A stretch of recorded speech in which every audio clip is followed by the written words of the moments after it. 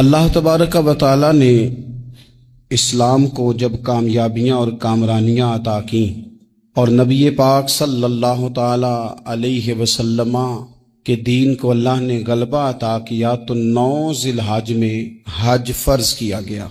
حج اس سے پہلے بھی کیا جاتا تھا، قرآنی شریعتوں میں بھی حضرت ابراہیم علیہ السلام کے طریقے پر حج ہوتا تھا۔ پھر کفار مکہ نے، قریش مکہ نے اس میں کچھ غلط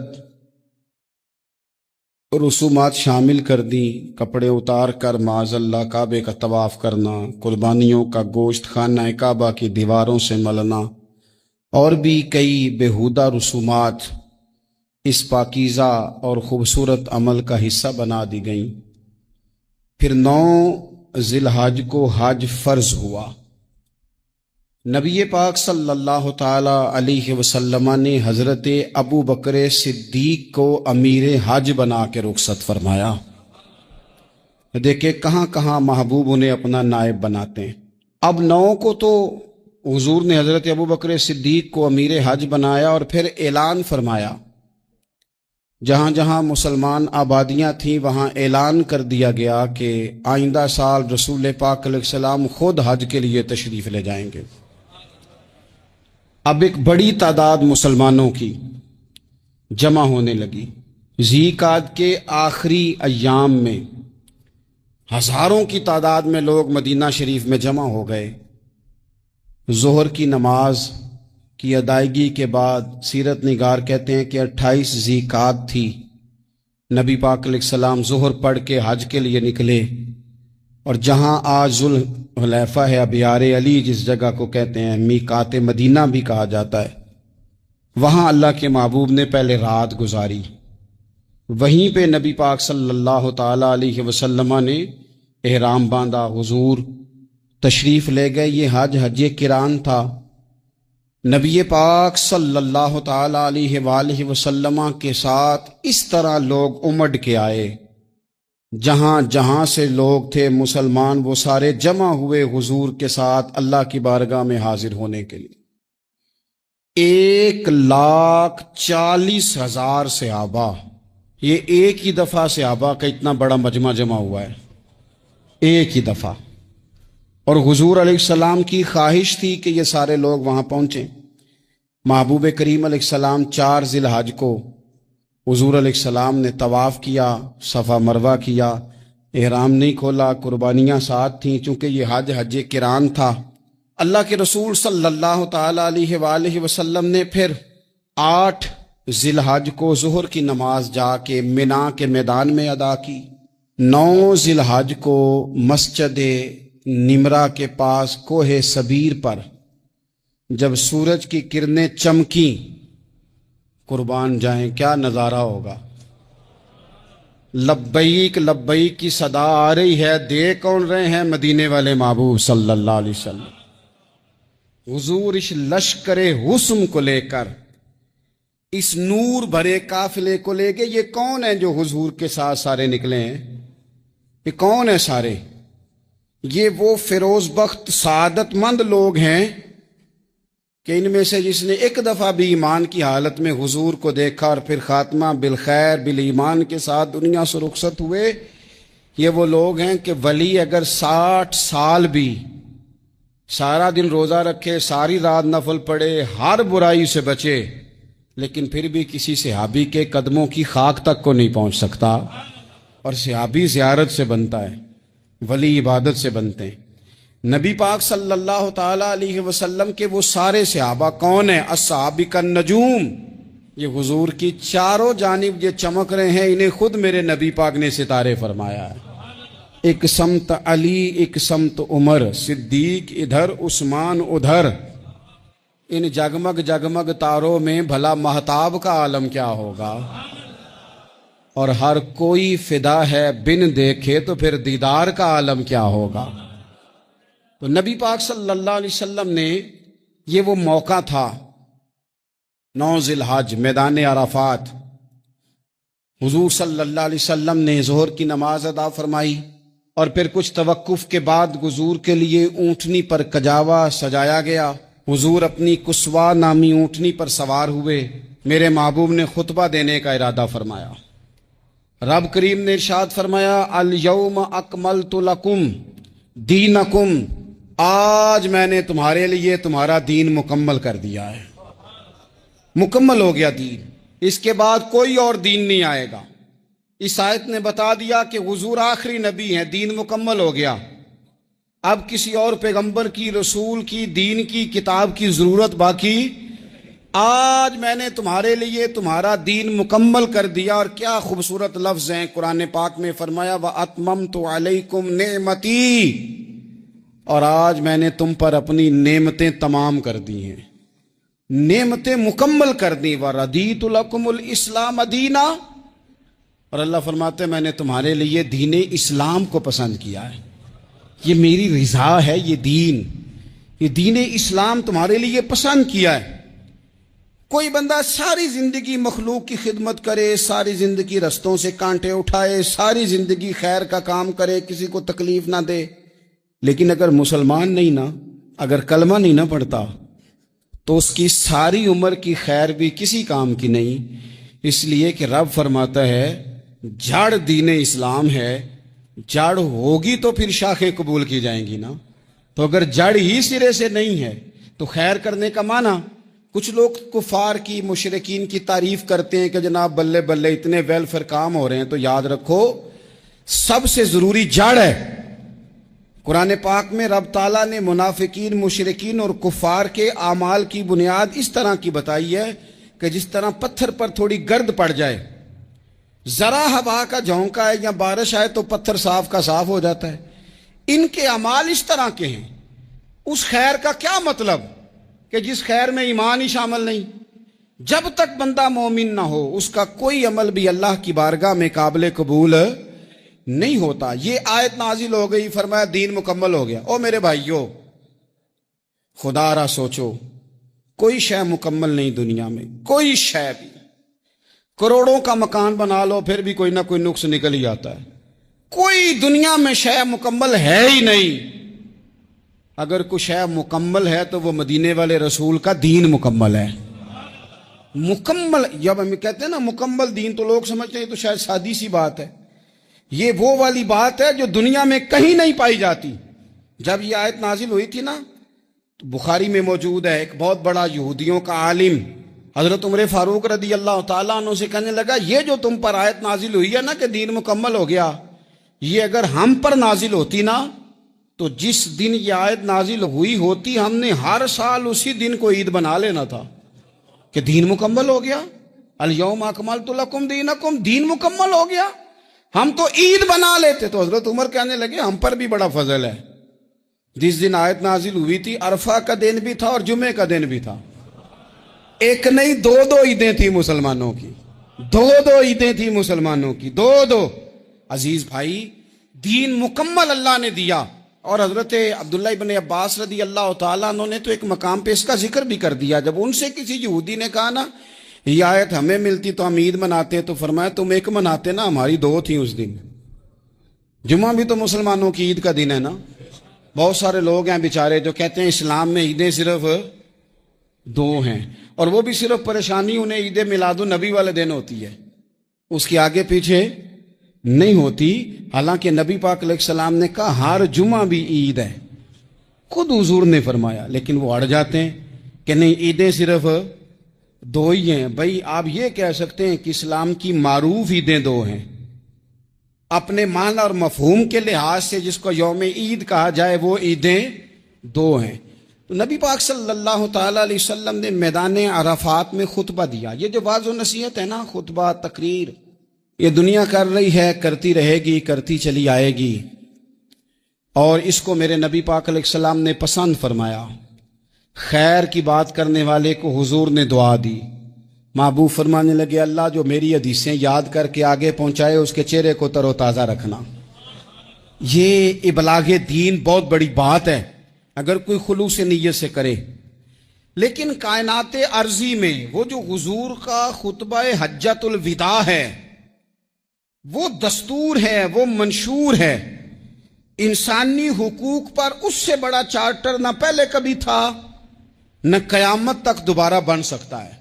اس کو خطبہ حجۃ الوداع کیوں کہتے ہیں؟ ایک تو مطلب یہ کہ حضور نے یہی آخری آج کیا، اور دوسری بات یہ تھی کہ اس خطبے کے تھوڑے ہی عرصے بعد میرے نبی پاک نے وصال ظاہری فرمایا، اور اس خطبے کو رسول پاک صلی اللہ تعالی علیہ وسلم نے شروع کہاں سے فرمایا؟ یہ خطبہ دیکھیں شروع کہاں سے ہو رہا ہے۔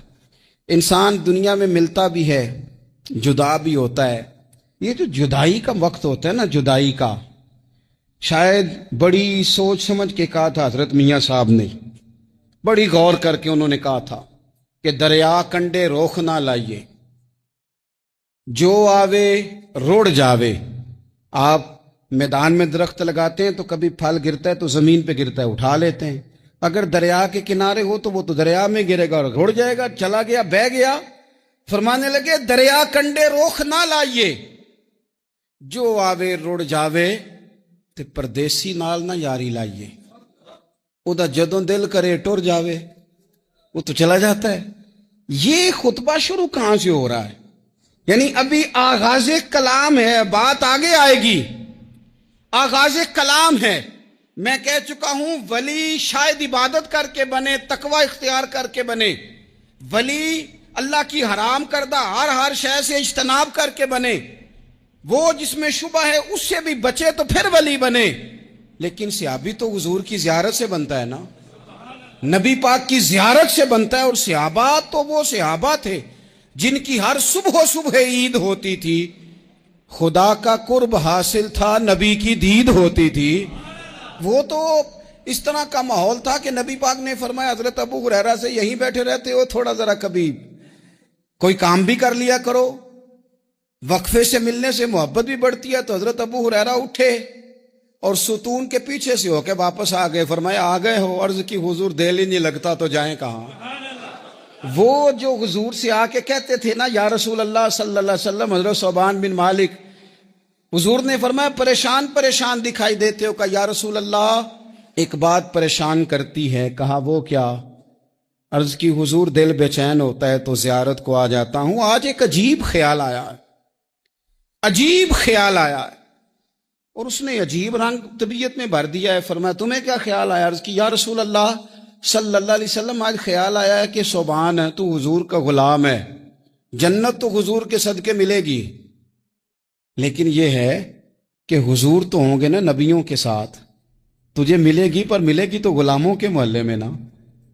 تو دل میں خیال آیا کہ وہاں زیارت بھی ہوگی کہ نہیں؟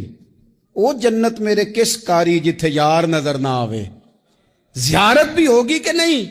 حضور کی بارگاہ میں جب حضرت صوبان نے عرض کی تو رب کریم نے فرمایا محبوب جو تیری اور تیرے رب کی اطاعت کرے نا، اولئک انعم اللہ علیہم من النبیین والصدیقین والشہداء والصالحین، فرمایا ان کو اللہ نبیوں کے، صدیقین کے، شہداء اور صالحین کے ساتھ ہی جنت میں اکٹھا فرمائے گا، وہ اکٹھے رہے۔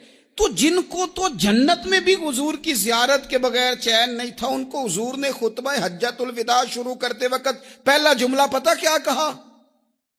حضور اونٹنی پہ ہیں، احرام باندھا ہوا ہے، 1,40,000 کم و بیش غلام سامنے کھڑے، عرفات کا میدان۔ محبوب فرمانے لگے پہلا جملہ، جو درد والے تھے وہ تڑپ گئے، یہ سارے درد والے تھے لیکن کچھ زیادہ مزاج شناس تھے۔ محبوب نے پہلا جملہ کہا، حضور فرمانے لگے لوگو جس طرح آج اکٹھے ہوئے ہیں شاید اس کے بعد دوبارہ ہم اکٹھے نہ ہوں۔ پہلا اعلان ہی کر دیا کہ یہ تمہارے ساتھ جو آج خطبہ ہے نا، اس میں اشارہ دے دیا کہ دوبارہ نہیں جمع ہوگے، اگلا حج نہیں کرنا، بس ختم ہوئی بات، یہ آخری پہلی بات ہی حضور نے یہ بیان۔ اب وہ اتنے دل نرم ہو گئے حضور کی بات سن کے، آنکھوں میں آنسو اس طرح آ گئے، طبیعت کا ملان اتنا بڑھ گیا کہ ہر ایک کا دل کشکول بن گیا، ہر طرف سے آہیں اور سسکیاں ہیں کہ حضور کے وہ جملے یوں صحابہ لے رہے تھے جب آپ سے کوئی کہہ دے کہ بھائی یہ وقت بس آخری ملاقات کا ہے، تو پھر انہوں نے وہ تو حضور کی ہر بات ہی توجہ سے سنتے تھے، پر یہاں جو انداز بن گیا وہ انوکھا بن گیا۔ فرمایا شاید دوبارہ ملاقات نہ ہو۔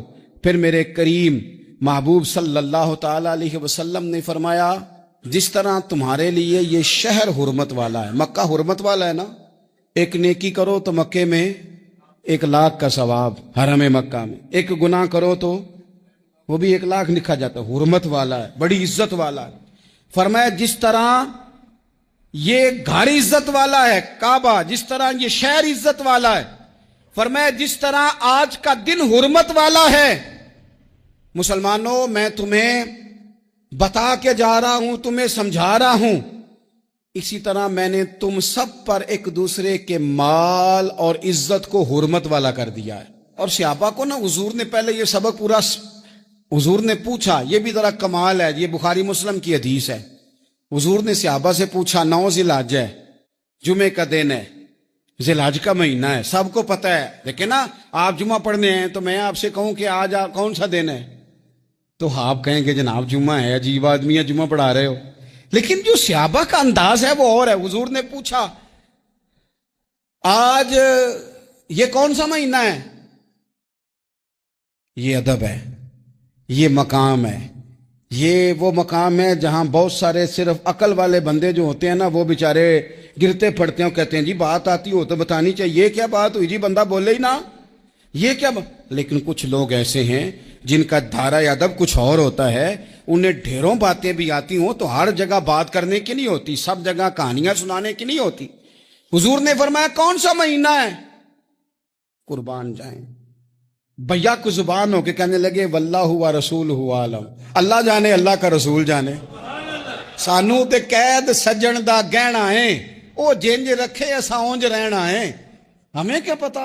पूछा किसी ने, लिखा है सूफिया ने, किसी ने पूछा, ओ तुम्हें पता नहीं, कहने लगे चुप कर, हमें क्या पता कौन सा महीना है। तो हुजूर ने फरमाया आज तारीख कौन सी है? भाई साहब को पता था ना 9 ज़िलहज को ही आज होता है, कौन सी तारीख है? कहा वल्लाहु व रसूलहु आलम, अल्लाह जाने अल्लाह का रसूल जाने। कुर्बान जाए। हुजूर ने पूछा दिन कौन सा है? सबको पता है जुम्मा है, कहने लगे वल्लाहु व रसूलहु आलम, अल्लाह जाने और अल्लाह का। ओ सहाबा बता क्यों नहीं रहे? तो अहले मोहब्बत कहते हैं सहाबा का जवाब यह था, हमें कोई महीनों से गरज है, हमें कोई दिन से गरज है, हमें कोई तारीख से गरज है? हाजियो आओ शहनशाह का रोजा देखो, काबा तो देख चुके, काबे का भी काबा देखो, हमें तो महबूब से गरज है। महीना था ज़िलहज का, अगर हुजूर कह देते ज़िलहज नहीं ज़ीक़ाद है तो हमने ज़ीक़ाद ही बना लेना था। तारीख थी 9, अगर हुजूर फरमा देते 11 है तो हमने 11 ही बना लेनी थी। दिन था जुमे का, अगर हुजूर कहते पीर है तो हमें क्या लगे, हमें तो महबूब की रजा चाहिए। आप देखें ना, एक सहाबी के हाथ जरा लंबे थे तो हुजूर ने फरमाया या जुल यदैन, ओ लंबे हाथों वाले। उनसे कोई पूछता नाम क्या है तो कहते मेरा नाम है 2 हाथों वाला। ओ भाई मेरे भी 2 हैं, तू क्यों 2 हाथों वाला? कहने लगे ये नहीं मुझे पता, मुझे नबी पाक ने कहा 2 हाथों वाला। तो ठीक हो गई, जो हुजूर ने नाम रख दिया। तो हुजूर सैयद आलम ने पूछा, फिर हुजूर ने हुर्मत याद कराई, फरमाया याद रखो ये दिन भी बड़ी इज्जत वाला है, जुम्मे का है, ये महीना भी बड़ी हुर्मत वाला है, ज़िलहज का है, ये तारीख भी बड़ी हुर्मत वाली है। लेकिन फरमाया जिस तरह इस दिन की, इस शहर की, इस महीने की तुमने इज्जत करनी है, इसी तरह एक दूसरे के माल का, एक दूसरे की इज्जत का तुमने पास करना। मुसलमान भाइयों, खुदारा ये हुजूर कह रहे हैं यार, नबी पाक ने काबा के सामने खड़े होके फरमाया बैतुल्लाह तेरी बड़ी शान है, तेरा बड़ा मर्तबा है, लेकिन फरमाया मेरे मोमिन की इज्जत रब की नजर में काबे से भी ज्यादा है। हम कैसे बैठ के यार, हम कैसे जुर्रत करते हैं किसी की पगड़ी खोलने की कोने में बैठ के? हम अपने घर बैठ के किसी पर तबसरा कर गए, किसी बंदा मोमिन की इज्जत उछाल गए, बिल्कुल पता नहीं था बात का और हमने कहानी बना दी पूरी की पूरी, दास्तान सराई कर गए। सुबह से शाम तक हमारी गपशप का उन्वान क्या है? किसी ना किसी का शिकवा, किसी न किसी की शिकायत, ये हमारी गपशप है। खुदारा हुजूर ने तो खुतबा हज्जतुल विदा में पहला सबक ये दिया था कि मेरे जाने के बाद एक दूसरे की इज्जत करना, और इसी खुतबे में एक जगह पे फरमाया ये ना हो कि मेरे जाने के बाद तुम एक दूसरे की गर्दनें मारने लग जाओ। एक दूसरे की इज्जतों का ख्याल करना, पास करना। मुसलमानों, मेरे अजीज भाइयों, बुजुर्गों, इज्जतों का दिफा शुरू करें। थोड़ी देर के लिए अपनी जुबान लोगों के ऊपर तबसरा करने से कंट्रोल में लाएं। कुछ चीजें ऐसी मैं मुख्तलिफ शहरों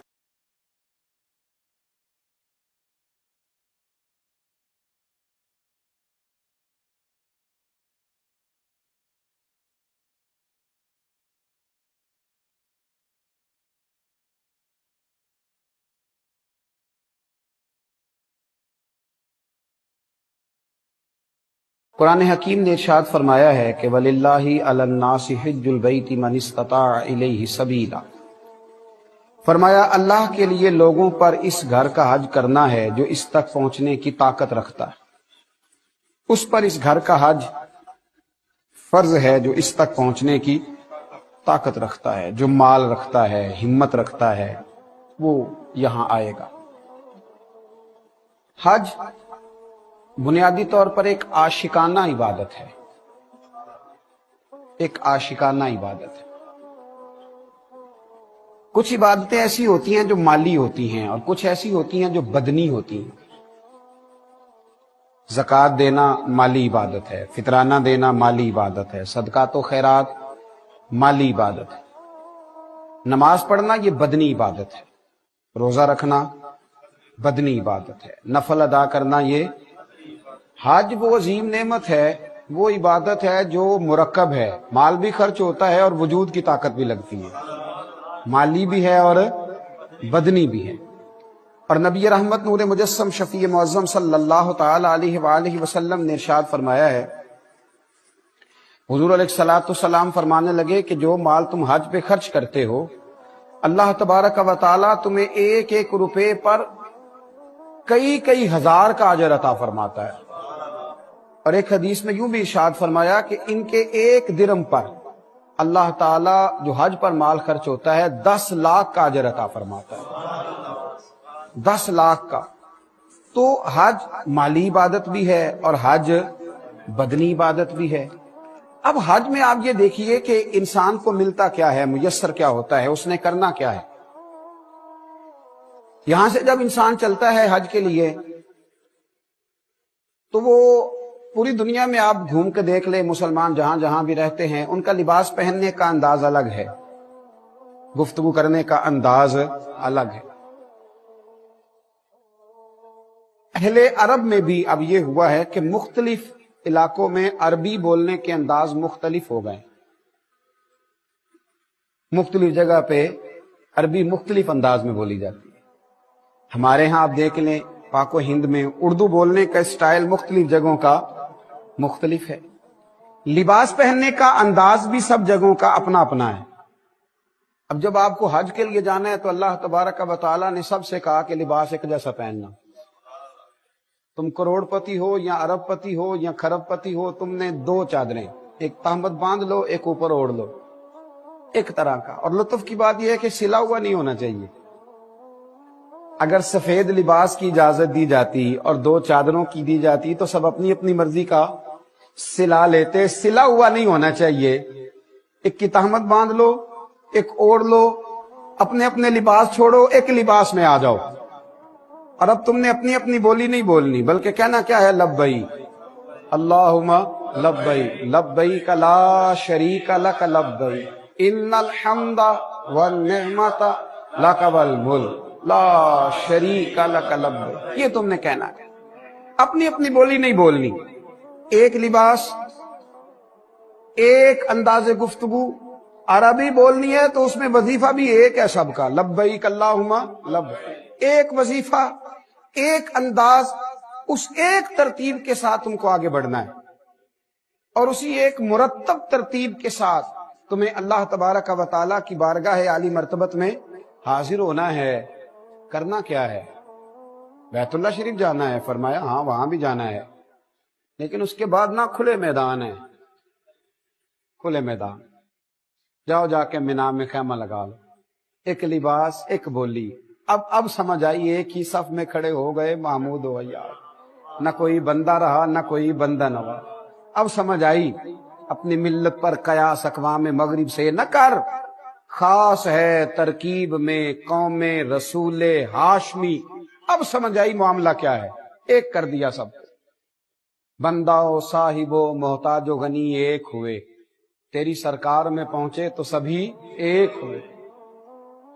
अब एक लिबास में मलबूस जाना है। इबादत अपनी मर्जी करने का नाम नहीं, इबादत अल्लाह की मर्जी करने का नाम है, हुजूर अलैहिस्सलाम की मर्जी पर चलने का नाम है।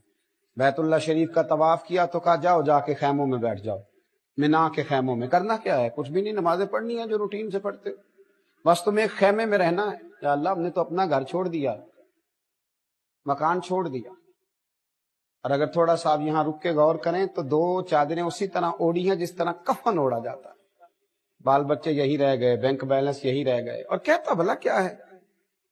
कहता यह कि लब्बैक, अल्लाह मैं हाजिर हो गया, अल्लाह मैं हाजिर हो गया हूं। वही जिस तरह इसने जाना नहीं सब कुछ छोड़ के, कफन में अपना मुंह लपेट के, उसी अंदर अल्लाह आ गया हूं ना, मैं हाजिर हो गया हूं, मैं अल्लाह मैं हाजिर हूं, हाजिर हो गया। जाओ जाके मिना के खैमों में बैठो। खैमे में बैठे रहे। फिर फरमाया अब 9 ज़िलहज आई है तो जाओ जाके अराफात में बैठो। नमाजें पढ़ी जा रही हैं। मैदान अराफात में मगरिब की अजान हुई, समझिएगा बात को, मगरिब की अजान हुई तो हुक्म यह है कि तुमने वहां नमाज नहीं पढ़नी, अजान सुन ली। आम दिनों में हुक्म यह है कि मगरिब का वक्त हो जाए तो उसको जल्दी अदा कर लो। अब यहां बतलाया गया कि नमाज यहां नहीं पढ़नी, मुजदलिफा में जाके पढ़नी है। वहां जाते जाते शाह का वक्त हो जाता है। अब इस तरह करो, 2 नमाजें इकट्ठी पढ़ो, 2 नमाजें इकट्ठी पढ़ो। वहां तुम खेमे में थे, मिना में अराफात में भी खेमा मुयस्सर आया था। अब मुजदलिफा में तुमने रात रहना है और बगैर खेमे के रहना है। अल्लाह क्यों? फरमाया मेरी हिकमतें, मेरा तुम्हारे साथ प्यार है। मैंने बड़े बड़े रईसों को, वजीरों को, मालदारों को, बड़े बड़े नामवर लोगों को रोड़ों पे लेटे हुए देखा है।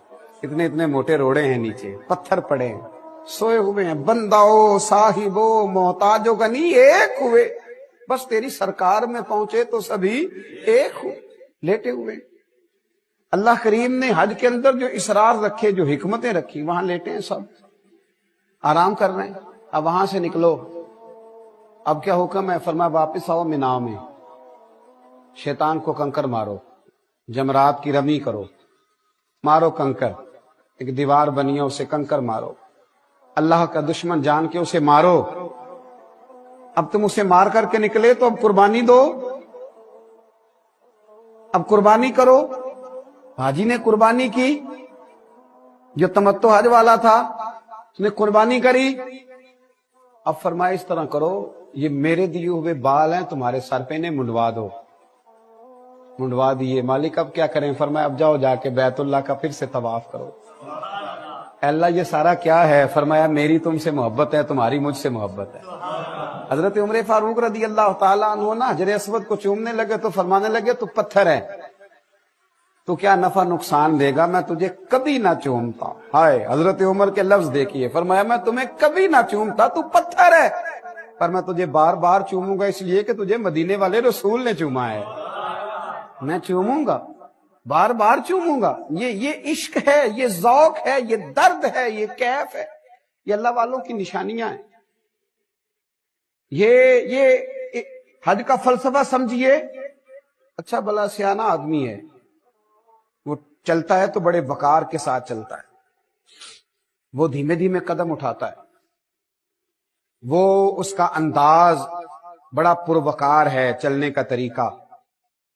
लेकिन जब वो सफा मरवा करता है ना, कर क्या रहा है? 2 पहाड़ियों के दरमियान चक्कर लगा रहा है, और एक मकाम ऐसा आता है कि उसे वहां भागना है। क्यों भागना? इसलिए कि जनाबे हाजरा भागी थी। जनाबे हाजरा, या अल्लाह, वो तो पानी के लिए भागी थी। तो यहां तो हाजी की बगल में पानी की बोतल मौजूद है, गले से लटकाए हुए है, सामने कूलर लगे हुए हैं। अल्लाह क्यों भागे? फरमाया बस उसका भागना पसंद ही बड़ा आया। तो मेरे हुक्म पर अपने बेटे के लिए भागती थी तो पसंद ही बड़ा आया है। बड़ा बड़ा बाबकार आलिम फाजिल शेख भागता है, ये क्या हो रहा है? ये बंदा अपने रब से मोहब्बत कर रहा है, ये उसके हुक्म पे दौड़ रहा है। वो तो इल्लत थी, वहां तो वजह थी, वहां तो मसला था, लेकिन ये दौड़े जा रहा है। क्यों? एक हिकमत है, एक दलील है, एक वजह है। हज के मौका पर جتنے کام ہیں اگر انسان اپنی عقل کا زور لگائے گا نا کہ میں سمجھوں یہاں حکمت کیا ہے، یہاں حکمت کیا ہے، تو یہ تو نادان رہ جائے گا، عقل تو ٹھوکریں کھائے گی۔